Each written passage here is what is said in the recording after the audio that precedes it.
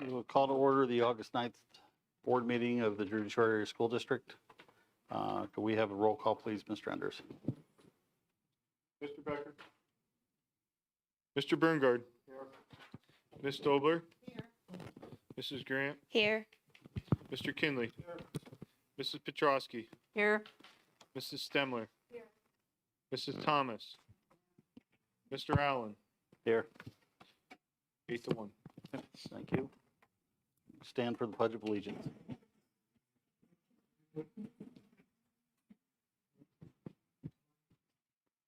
I pledge allegiance to the flag of the United States of America and to the republic for which it stands, one nation, under God, indivisible, with liberty and justice for all.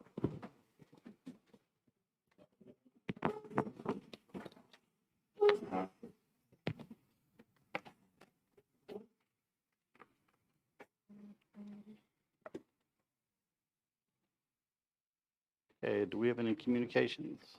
None for this evening. Thank you. President's report. We had an executive session this evening, beginning at 6 o'clock for legal and personnel. And we had one, and I think the recording was already turned off for the TV record, or the broadcast recording may have been turned off when we announced an executive session at the end of the last meeting. That was also for legal personnel, and there was no additional business conducted at the end of that executive session. The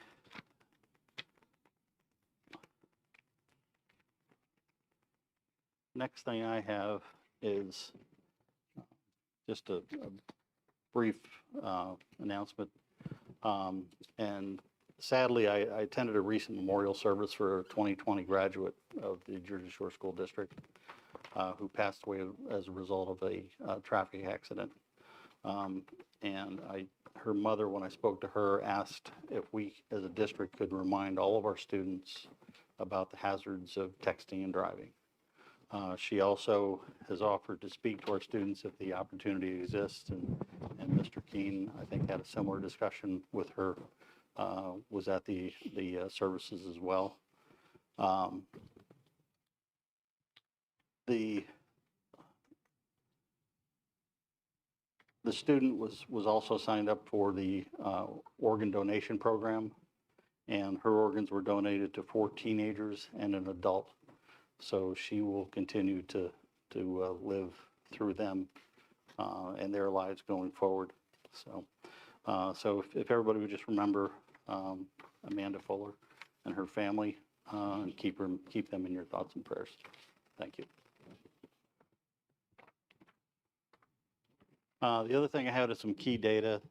We've talked about it a couple times about the charter school task force that I participated in, and just wanted to go over some of the key data that's included that report. You can get online in PSBA and find the information, but just some of the things that we're trying to correct through that task force. Since 2008-9, charter enrollment has increased by 117.8%. And you would think, well, charter tuition should be increasing by a similar amount. Charter tuition paid has increased, and this is statewide, this isn't just the school district. The charter tuition paid has increased by 253%.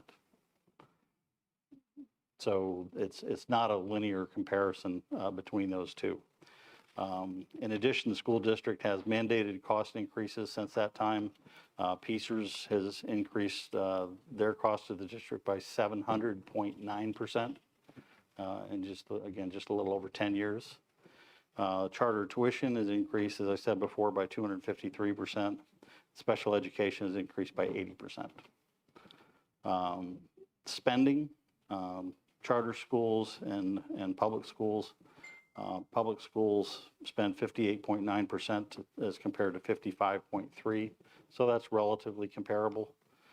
Support services, public schools is 26% and change versus 37%. Debt service for school districts is 12.8% versus 4.4% for charter schools. I don't know if anybody's been over to Sugar Valley, but they're in the middle of a big construction project. The way they did that was one of the things that is not consistent between the public schools and the charter schools is they can carry just about any fund balance they want. So when they were reapplying for their charter, their fund balance at that time was over 50%. We would never, as a public school, would never be allowed to maintain that kind of a fund balance. So essentially, they're taking our taxpayers from our constituents and put it in their savings account, and then that way they don't have to do a bond issue for their debt service. Where school districts, because we're limited to a smaller fund balance, if we want to do a major construction project, then we have to issue bonds, and then that increases that fund balance or the debt service. Administrative costs for the average public schools versus charter schools, 5.2% for public schools, 13.2%. And I know everybody complains that our administrative costs are high, but they're not even half of what the administrative costs at the charter schools are. Superintendent, 0.8% for public schools, 2.5%, so about 3 times the amount. Other administration, 0.2% and 1.4%. Legal and accounting costs, 0.2% versus 0.7%. So you can kind of get the pattern that their costs are actually much higher than public schools are. And those costs get paid by our taxpayers or come out of our tax revenues. Academic assessments. Across all assessments, public schools score roughly 19.6% higher than charter schools. So, we can thank our teachers for the effort that they put into that. Just some specific areas. Keystone Literature is 72.7 to 56.2. Keystone Algebra, 65.2 to 39.6. And these are the students that are proficient and advanced. Third grade ELA, 63.5 for public schools, 48.7 for charter schools. And grade 3 math, 54.1 to 34.8. So again, you can kind of see that pattern develop, and it pretty much went through every standardized testing process that we have. You can find this information online on the PSBA website, but I just want to give you an example of some of the things that we're fighting against for charter school reform. And it's not so much that cyber schools can't be done right, but the funding should be equivalent between what public schools have to operate under and what the charter schools operate under. And right now it's not. They have the transparency of their financing is a huge issue. Their board of directors or trustees, pretty much they all get paid. And you're looking up here at 8 volunteers. So that's the difference between the two, and that's what the PSBA and public schools are kind of fighting against in order to keep that funding balanced. So that's all I had for the night. Intermediate unit.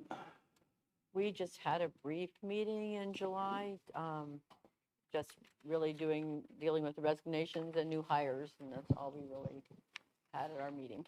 Okay, And thank we'll you. be meeting next Wednesday then, too.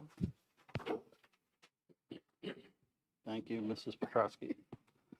Superintendent's report. Good evening. I'm going to start by pointing out that attached to the agenda is a revised job description for the digital print media specialist. As you recall, that person just was a successful candidate at the last meeting for the student data coordinator position. So that position is reposted, but prior to hiring, we made sure we looked at the job description and to determine if any changes needed to be made. So you're seeing tonight on my presentation a draft of that changed job description, but you see it tonight. It won't be on the agenda for approval until the next meeting. So I'm just pointing that out there for all of you. If you have any questions, please let me know. Also attached to the agenda, or attached to my report under the board section, because it is a matter of security that we don't release that entire report that has this section from the Hunt report. I did attach a section for you tonight, and I will call your attention to the very last part of it, where it discusses essentially what we asked Hunt to do is pull everything out of their feasibility report that could qualify for the ESSER capital improvement funding. So what you see in front of you is everything in the study that could qualify for ESSER funding projects. I pulled all of that together so that you could see, essentially that's what you could pick from to use that $2 million that we discussed at the last meeting. If you look at that, you'll see that at the very end, they gave you a sample timeline, and that was done based on the fact that Hunt will be back at the next meeting presenting a draft of the report to you as we discuss with them. When that happens, in order for you to make the timeline of ESSER funds, we need to be able to do whatever we're going to do next summer, of summer 2022, so that you have that money spent and the grant liquidated. In order to make that timeline, and that's the reason why I'm talking about it tonight, Hunt is proposing that next week you authorize that, or next meeting, you authorize them to begin looking at what should be done with that $2 million that we're using for capital projects out of ESSER's funds. Once you approve moving forward, then we would have to go out and ask for an RFP for somebody to come in and do that work, but Hunt would be the company designing what would need to be done. Does that make sense? So your timeline would be that you would authorize them to move forward at the next meeting. You would still have time to talk about what on that list would get done, although they will make a recommendation at the next meeting. It'll be off of that list. It has to be, because those are the only things that qualify. And then we would go out to bid, get bids back. You would have time to, as you look at their process, they're saying they would have time to design September through December, January. You would have a bid phase January, February, March that would put you in line to do something next summer and have lead time to get items on site to be able to do that work.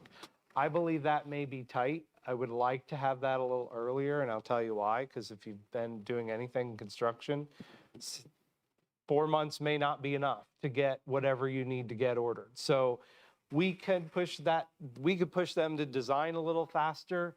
We could push them to turn bids around a little faster. It would be better to be bidding in January, February than February, March, if that makes sense. But in order to make that timeline, you would have to vote to authorize them to move forward at the next meeting. So that's why I put that on there, so you can see the types of things. Essentially, for the public, it is anything connected to HVAC qualifies. So boiler plant, rooftop units, classroom unit ventilators, control systems. I asked them point blank, what would you recommend off that list? And their recommendation would be your boiler plants, specifically at the high school and middle school, because in the study, they have noted on both of them that they are at an age where they're at the end of their natural life. They should be replaced in the near future. That could be a project where you take both of those, replace them, use that money, move on to future projects, if that makes sense. Questions from the board?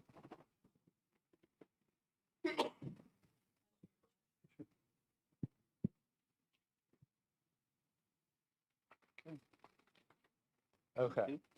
Then I am going to move on to the State of the District presentation. Give me 1 second to get that up there.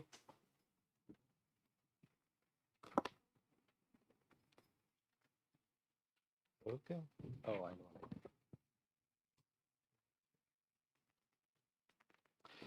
I did attach this to the agenda, so I know some of you I saw already had copies, but I am going to pull it up on the screen. This actually is a report that I pulled together from an outside source. Oh boy, hold on a minute. Coming up. There we go. Essentially what this does is it takes data that we have to submit to the state called your FER. So every year when you approve a budget, you send, Mr. Ender sends that document to the state with Mr. Allen and I signatures on it. What happens then is there's data that's pulled together across the state, takes all of the FERs from all of the districts. We could look at this at the state level. What I'm going to give you tonight is from two views. I'm going to give you regional, what our financials look like as compared to our neighbors. And I'm also going to give you what I pulled together from, there's another way to look at this, which is what you're going to see tonight, is all the school districts in the state don't look like us. So what I did was I found school districts that look like us in terms of size, demographics of students, what the type of students that we're serving. So you're going to see two views. You're going to see our neighbors compared to us, and you're going to see all of the districts in the state that are demographically very similar to us and what our financials look like as compared to both sets. Okay? So I'm starting with just us. So this is a historical picture of Jersey Shore, and the gray shows you district enrollment over time, but the overlay, the red, is where our special ed percentages have been over time. The orange is where our low-income students have been over time. So I'm starting with, this is our data. So when you go out and look for similar districts, the districts that I pulled into this report for comparison were other districts that had similar size and similar demographics to what you see on this screen. So the reason this is a starting point is because the other districts I'm going to show you that are comparables, if you look them up, you would see very similar numbers to what I'm showing you on this screen. So that's why the report starts with this information.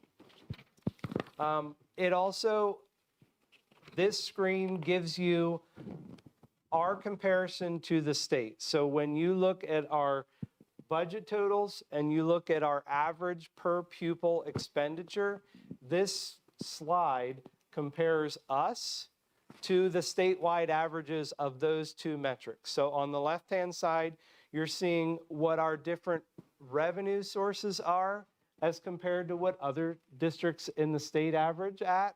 And you're seeing our per pupil average number compared to what you see throughout the state.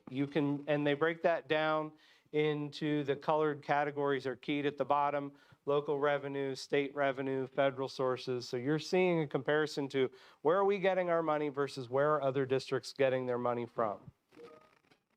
Questions so far?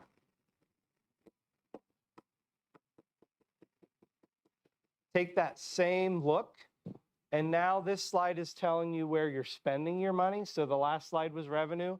This side is expenses. So again, I'm comparing Jersey Shore on the left to the state. And then I'm comparing the average per pupil expenditure by each one of those areas, us to the state. Again, the key's at the bottom that you can tell what each one of those things is. One of the metrics that you're going to see compared to other districts is our general fund historical picture. The green line is our revenue over time. The orange line is our expenses over time. And our blue line is our fund balance over time. Again, as we move into other slides, you're going to get a closer snapshot as we compare us to where other people are in those same numbers. And here's where that starts. So this first slide of comparison, this is our regional neighbors set of data. And what you're seeing is where our fund balance is as a percentage of our general fund. So when you look at what's happening across the region, you see where we sit pretty much close to average of the region, but you see there are outliers in the region on both ends. Take that same data set and now put it across the state to districts that look just like us. Again, we sit in a very similar position. We're very close to the average. There are very much outliers on both ends of the spectrum of what does fund balance look like as a percentage of general operating expenses. Questions so far? And now we move into operating expenses per student. So we're going to compare that slide of data that I showed you. What are we spending per student in each area? This just takes per student expenditure and plots it in this slide against our neighbors. So across the region, you're seeing what per pupil expenses look like off of those reported FERs. Again, a little bit above the average, but pretty much average. And again, you're seeing that there are outliers on both ends of that spectrum. Same data slide, but now I'm switching to our statewide peer comparison. So in the statewide peer comparison, we're still pretty much in the middle, but now we're below the average. But again, you're seeing some that are way out of the average on both ends. One of the things that this report gives us off of the FER, because we're reporting our teacher numbers, is teacher average salary.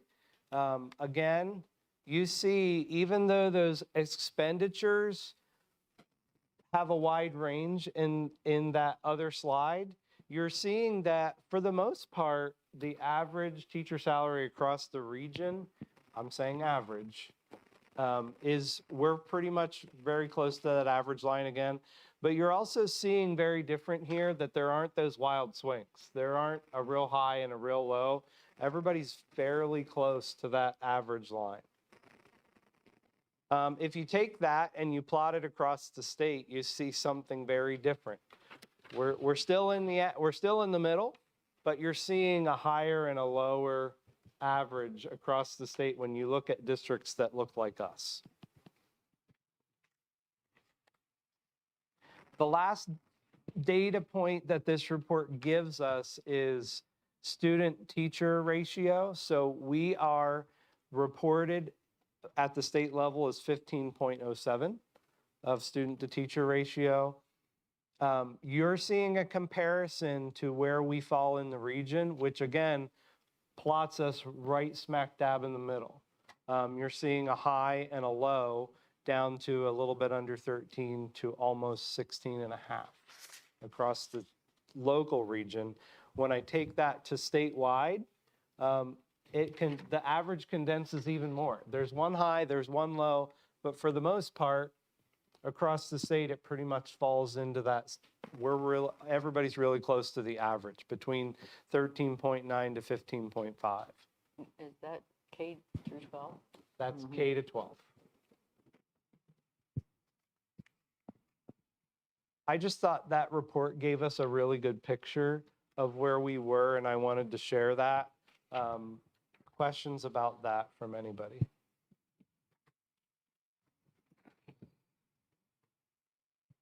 Can you break that down, like, that it would be just elementary or not?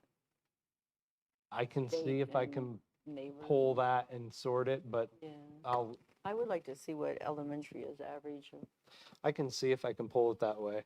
Most of the time, they only report, because it's coming off of our FER, and they're comparing it to total numbers. They'd have to break, I'll have to see if I can pull K to, you want K to 5.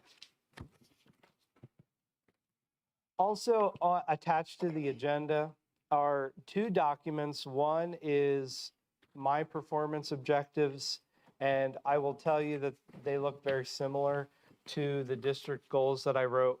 And the administrative team and I wrote, I should say just me. My performance objectives are listed as Appendix C because that's where that belongs on my contract.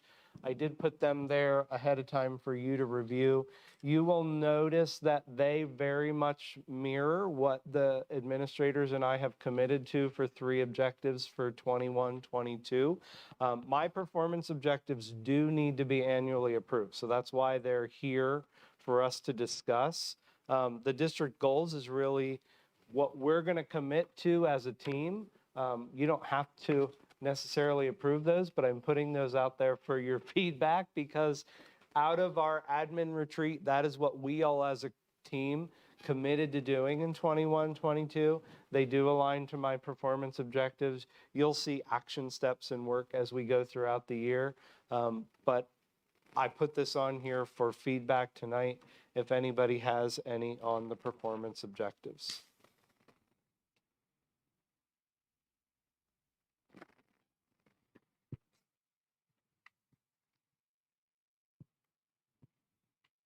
And I will move on to, there it is. I will move on to district goals just so that we hold on, wrong button. Just so that we see what they look like. I'm taking those 3 performance objectives and we created 3 goals for the district for the year. The first one is really instructional, looking at student data, making sure we understand where every student is. You see those action steps underneath that we've started to work on. Our PD for teachers throughout the year is going to be focused on pieces of data, understanding what kids can and can't do, identifying what data we have and do we understand what it's telling us. We will start to create teams and conversations in buildings where we're talking about individual students and their data and what interventions we're putting in place based on individual student data. You're going to hear a lot more about that as the year goes on, but that is one of the focus areas for this school year. The second goal, we created this concept in our admin retreat around a Bulldog Nation and making sure that kids feel and know that they are very much a part of what we're doing and they feel that school is an important place.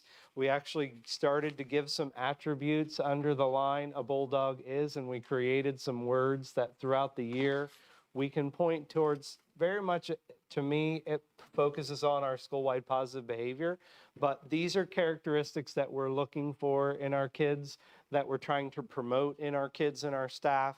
It's really about our culture and making sure that we are here for all of our students and we're recognizing their efforts and we are promoting that positive atmosphere.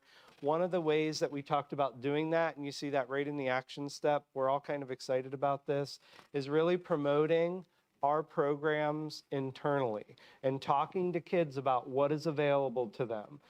We are working on, and we've talked about this, making sure middle school kids know about what's available for them programmatically in the high school. Connecting those high school programs to elementary school kids, whether it's going and visiting and talking about CTE networking, or going and visiting and talking about early childhood, bridging the gap between all of our buildings and making sure that kids understand what we have for them and really creating a positive atmosphere about school and what they can do at Jersey Shore. That's really goal number 2. Goal number 3 really is about investigation for this year. We want to make sure that we're enhancing our opportunities for students. We already have some of that in place at the middle school and making sure that we're bridging that gap to CTE. But you see some of the action steps we've started, looking at what we're offering and talking about what potential exists and what we really need to either align across K to 12 so that kids are ready. It really goes back to that second goal and bridging those gaps, what we need to make sure kids are ready for, and identifying, notice that word is identifying staffing needs or changes to what we're doing so that we're making sure that everything works seamlessly across the district.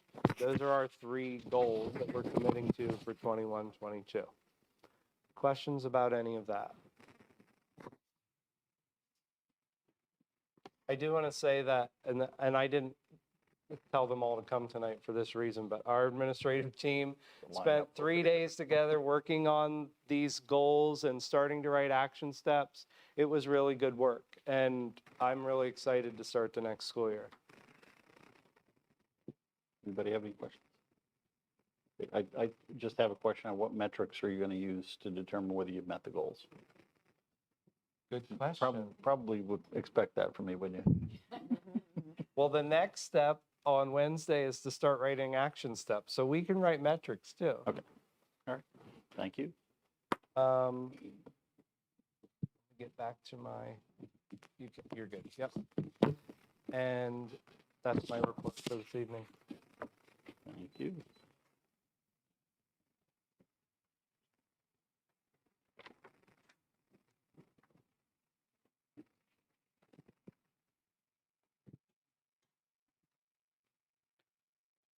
Okay, we have an addendum, or a couple addendums to add to tonight's agenda. And we'll address those prior to opening up courtesy of the floor. The first 2 items are personnel items. First one would be item number R, and that would be an appointment of Bethany Howell to a 2nd grade position at Salisbury Elementary. Step B1 of the current teacher contract effective August 17th. And then corresponding with that be the appointment of Lisa Iceworth as the Salisbury Elementary teacher mentor for Bethany Howell at a stipend of $500. The next addendum would be under miscellaneous, and regret to say that we've received a resignation from Dave Becker as a school director for Region 3, and he's moving out of the district, so it's nothing earth-shaking. He's just finding a different house. So could I have a motion to add those 3 to this evening's agenda? I'll make that motion. I'll second. Thank you. Wow, that's quick. Any discussion or questions on any of those? I would just like to say before we vote on adding that I appreciate the advocacy of the parents. We worked really hard to find a solution for 2nd grade at Salisbury, and I think we found a good one that the board can live with financially, that we can make work for 21-22, and I want to thank all of you for advocating. And I would just like to thank Dave Becker for everything he's contributed since he's been on the board. He stepped up when we had a vacancy, and he's been, you know, a very thoughtful contributor to board activity. So I heard some rumors by, is Bethany in the audience? No? Okay, I thought maybe she was. Let's see. Okay, any other discussion on those addendums? Okay, if not, all in favor, please say aye. Aye. Opposed? Thank you. And at this time, we'll open up to courtesy of the floor. The first person that signed in is Tom Maines. And I guess my question is the topic was taxes, and we don't have taxes on our agenda tonight. And I know you don't come very often, so unless there's any objection from other board members, I'm okay with just letting Mr. Maines speak at this time rather than waiting until the end of the meeting. We only have 2 people that have signed in for courtesy of the floor. Any objections? Okay. Mr. Maines?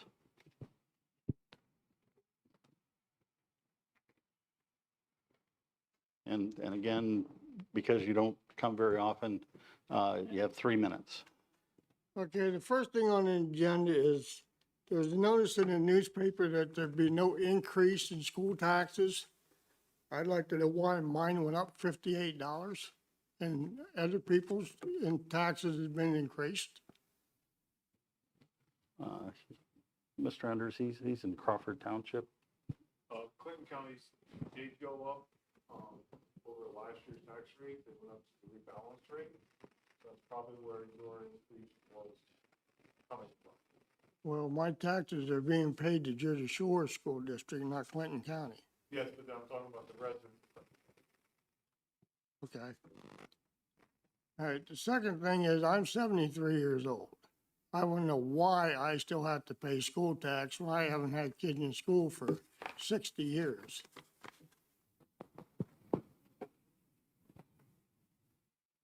And the third thing is, I've noticed numerous times that your school district maintenance personnel are riding around in school district vehicles, going to coffee shops, doing their banking, going to the Wises. Why can't I borrow one of your trucks to do my grocery shopping? That's all I got. Thank you.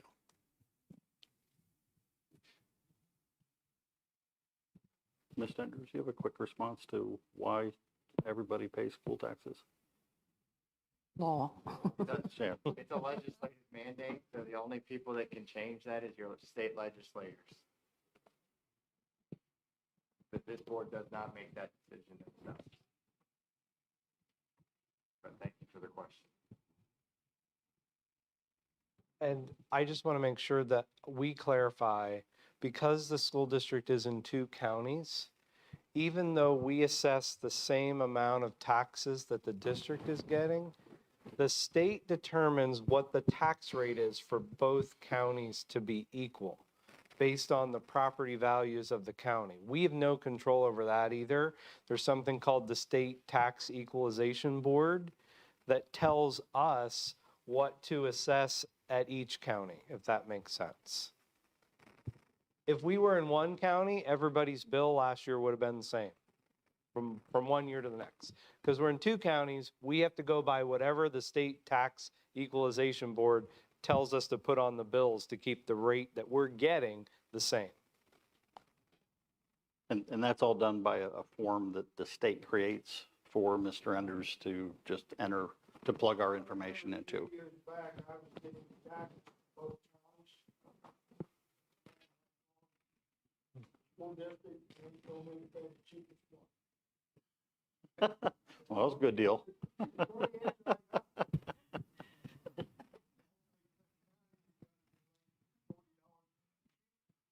Yeah.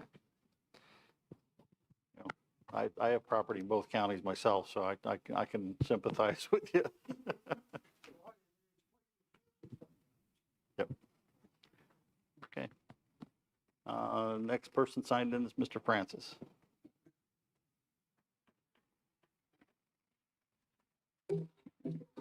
Good evening, folks. Bert Francis, 1425 Locust Street, George, Georgia. Just a definition on personnel, item A, Haley Pot, game staff. Definition, game staff. They work, what do they do? Simple answer is anything from run the clock, keep the score, whatever they're assigned to by the athletic Okay, just odds director. and ends or whatever. Yeah. Yep, but they Okay. have to be Second, yeah, approved by the board to do any of those jobs as Kinda. game staff. Okay, and the second item would be item D under personnel. So it says, say something, a group of people, just say something, committee or whatever it is, something, contact team members. What's this, what do they do? What's the function and what, So there is a system called Safe to Say Something that is statewide. We are required as a school district to participate. And it is a tip line that anyone could make a tip about a Jersey Shore student.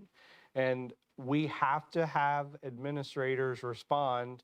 If it is considered an emergency, they have to be able to respond 24/7 if the phone rings. So what we do is we have multiple people approved and they take turns responding to the tip depending on the age of the student.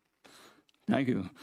Just quickly, this getting the courtesy of floor after the superintendent talks, and he brings some things up and so on. So if not knowing those things, then you don't have an opportunity to sign up to discuss those items such as brought up ahead of your time up here. So my thought process was prompted when when we talked about Mr. Becker. I've known him for a long, long, long time. Do you have to fill that seat? Yes, we do. We'll have to advertise for You'll have to. applicants, yep. You'll have to advertise and fill that seat. Yep. And also And that's, the, we're obligated to do that within 30 days. So yeah, it would be a yeah, in our last meeting, we normal saw. practice, it would be yeah. a fairly short-term appointment. Okay. So the last meeting, we saw the breakdown from the superintendent on the monies we got from the COVID money. That's a great job, the way he's broken that money down, the way we're going to use that money, and it's going to benefit us a great deal. We know that. But when Hunt comes in and is giving us quotes and numbers on we need to do this, we need to do that, and the cost. I've worked with architects and engineers all my life, this building here included.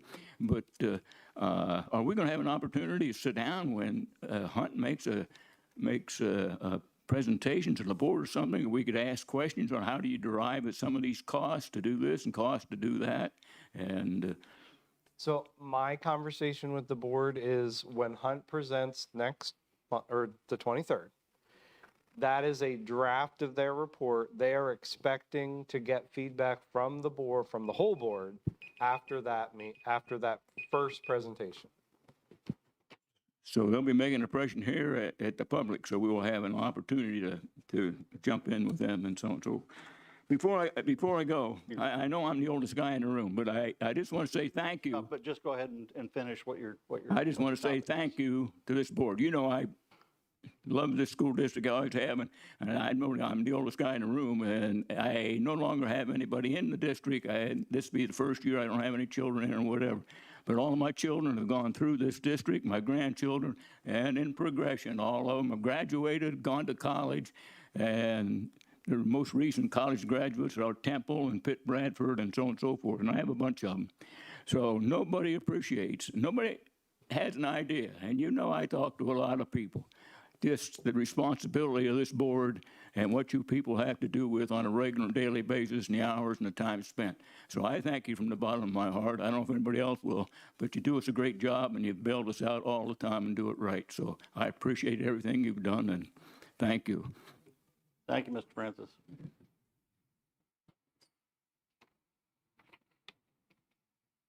Okay, and that concludes our first courtesy of the floor. We do have a courtesy of the floor at the end of the meeting for items that are not agenda items. So if anybody has something that's not on the agenda that you just kind of want to throw out there at the end of the night, you're welcome to stick around until that agenda item comes up. So at this point, we'll move on to personnel. We have items A through S now. And I'm looking for a motion to approve A through S with the reservation that we'll probably act on B and J as separate items. I'll second. Any discussion on A minus B and J? I just have kind of a simple question, but level 5, that's to me the lowest pay on the pay scale for coaches, or is that the highest? That's the highest. The highest? How, I don't understand then how you can bring a first-year coach in and pay them at level 5 if they haven't been coached in the school, within the school district, especially when we have a new program that we're bringing in. I think How that can this, you bring them in a level? I don't think that, I don't think the level is strictly dependent upon his service to the district. It's based on his experience. Is that, Identify that we can hire a coach at any of those positions based on experience. Based on what? Experience. Right. And what their background is. I was never aware of that. I always thought when you brought him in, a new coach was brought in at the first step, maybe. Unless for certain sports, they were brought in at their, Most of the time that is the I don't case know. when you're hiring, most of the time that is the case when you're hiring assistants and that, but it's rarely the case when you're hiring. That's determined by the committee. They're the ones that make the recommendation. determined by what committee? What committee is it determined by? That One they of set the that pay scale? The one that did the interview. Really? I did the interviews and I didn't set that pay scale. Oh, you're the one that did it.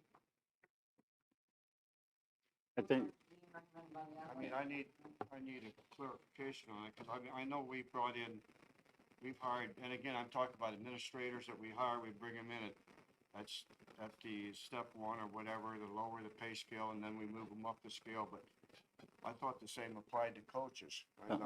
I think in the case of this gentleman, he's a golf pro at a local course, correct? So all of his experience that he would have had teaching others as the golf pro would be considered in establishing his initial salary. Okay, I know you and I interviewed him. We didn't say, I heard nothing about it. We didn't say anything about it. I mean, how were they set? Well, then it's the recommendation of the athletic director.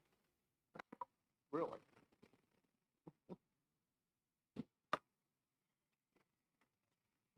Okay. I mean, I have nothing against you two gentlemen. I went through the interviews and I'm recommending these two, but I do have a problem. But I will. I should have asked it in executive session probably earlier.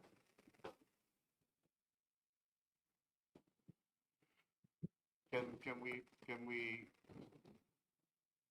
I don't know, unless nobody else has a problem with it, I'm gonna say, can we approve these two people with the recommendation that we look at the salary scale, pay scale maybe?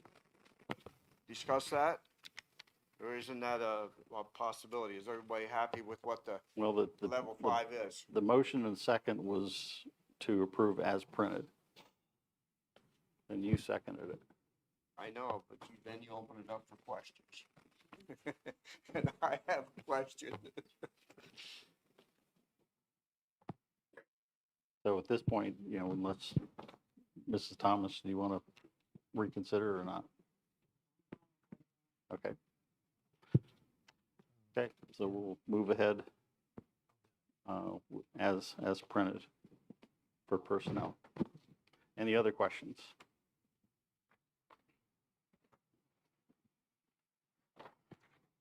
Okay, hearing none. Like to have a vote to approve A, then C through I, and then K through S.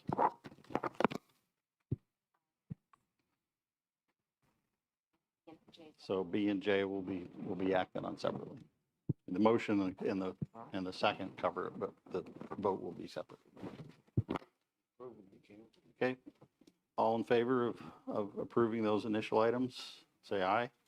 Aye. Opposed? Thank you. The Act 93 plan, First, I'd like to take the time to thank Mrs. Thomas for all the work that she put into being the lead negotiator for the Act 93 group. And thank the Act 93 folks that are here to please send our appreciation to the rest of your group for all the work you did as well. So I did not hear whether this one needed to be a roll call or whether you wanted to just be voted separately. Is there any preference? Okay. B then, all in favor, say aye. Aye. Opposed? Thank you. And now we'll move to item J for personnel. And that's appointment of business education teacher, step M17, $87,000 effective August 17th, 2021. Okay. Mr. Enders, could you do a roll call, please? Mr. Berger, I'm gonna have to vote no. It's strictly on the step. Ms. Stobler, Yes. Mrs. Grant, Regretfully, no, based on salary.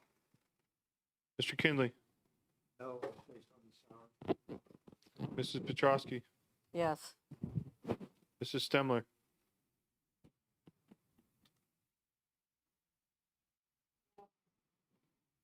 Mrs. Thomas, Yes. Mr. Allen. Yes. 5-3, motion passes.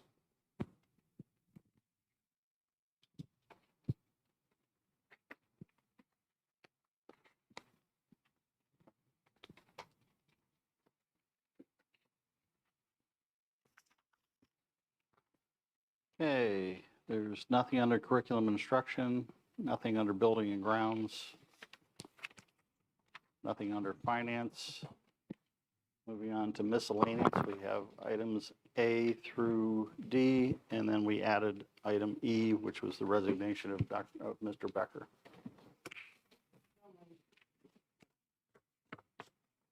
We have any discussion or comments? Okay, hearing none, all in favor say aye. Aye. Opposed? Thank you.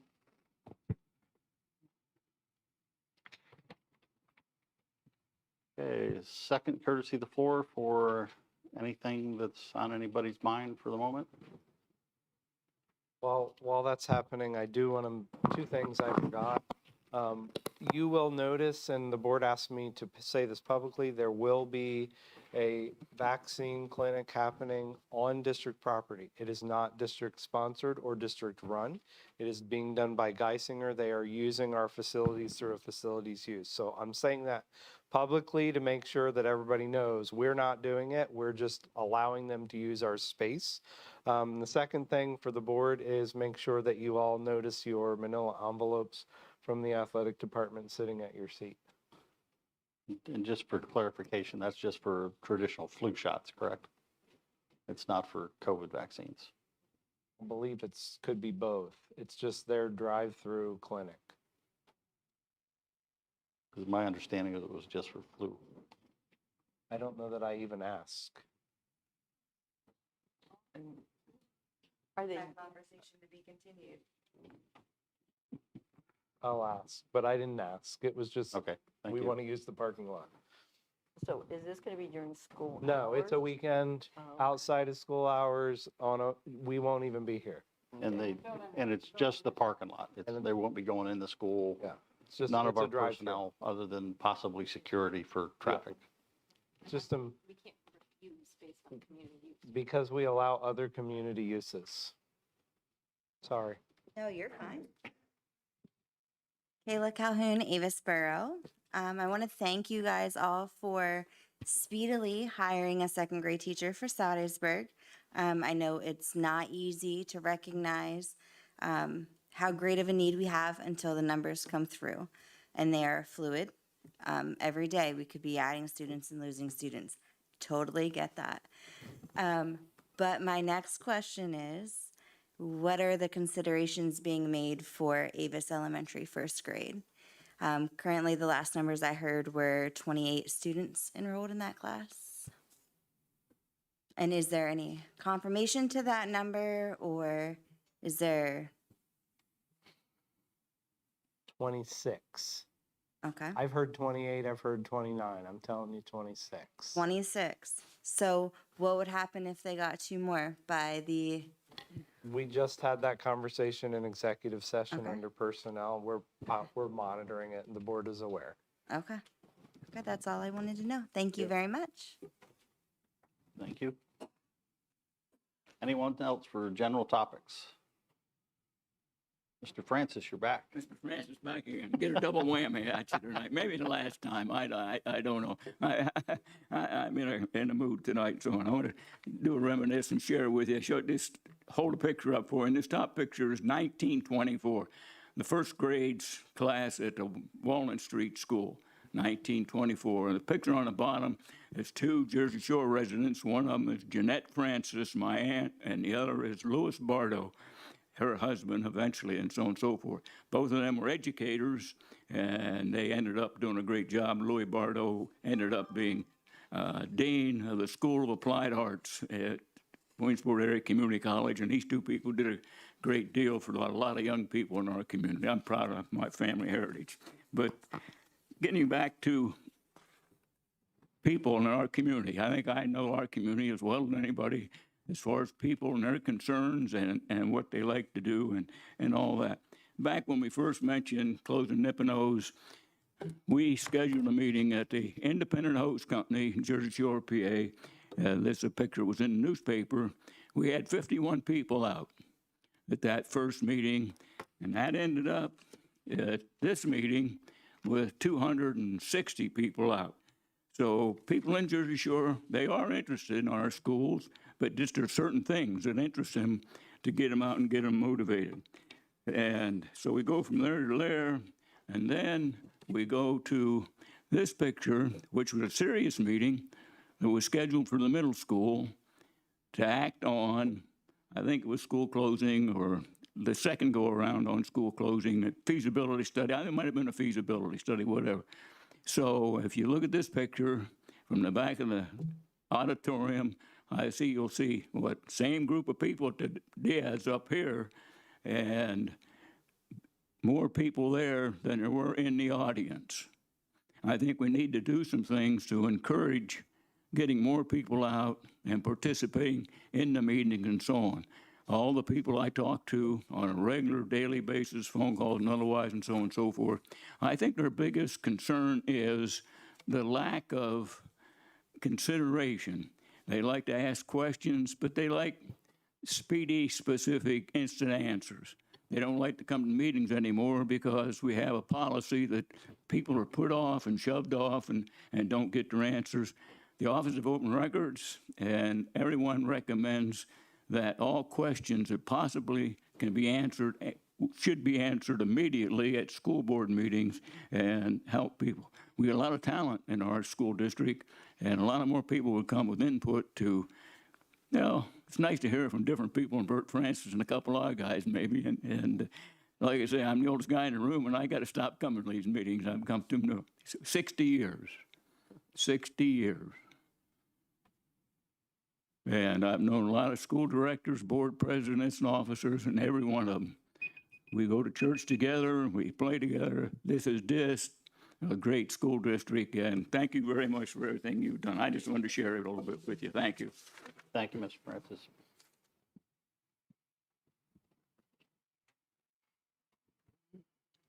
Good afternoon, Board. Pam Garrett. I was listening to the second grade teacher, I believe that was hired at Sal. I just have a question. I know we've done this for the last 7-8 years. Avis has low kid enrollment, sometimes 15 to 19, K through 5. Jersey Shore always seems to have the higher amount of students.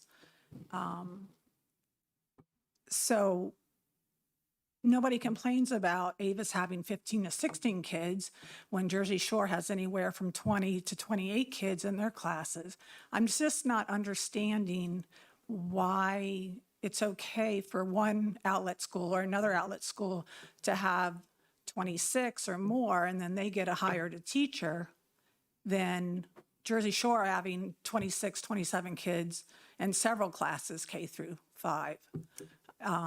Why don't we hire another teacher to combine those? You know, you hire for one, but not the other.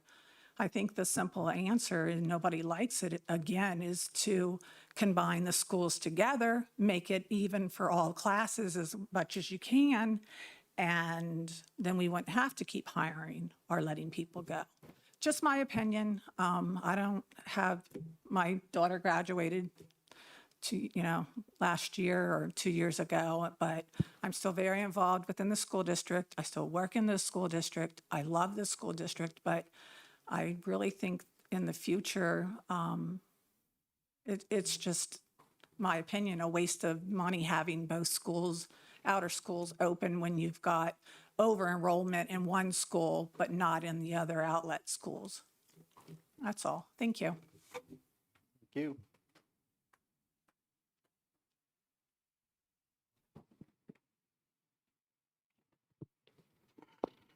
I'll make it quick.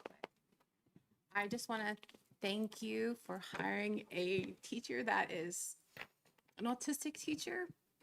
My daughter's autistic. They're very different students.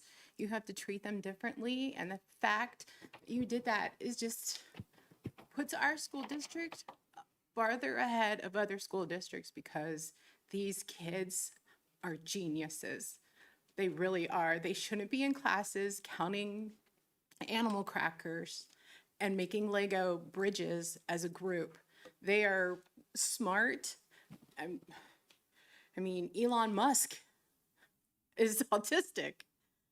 You wouldn't put him in an autistic class, or a classroom where he's going to be counting animal crackers. I mean, he's, special. These are smart kids. I am really happy that to see that. So I just wanted to say good job, and it is a little emotional for me. So thank you.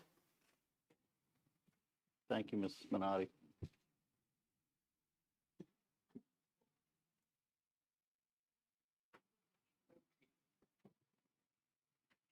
Anyone else?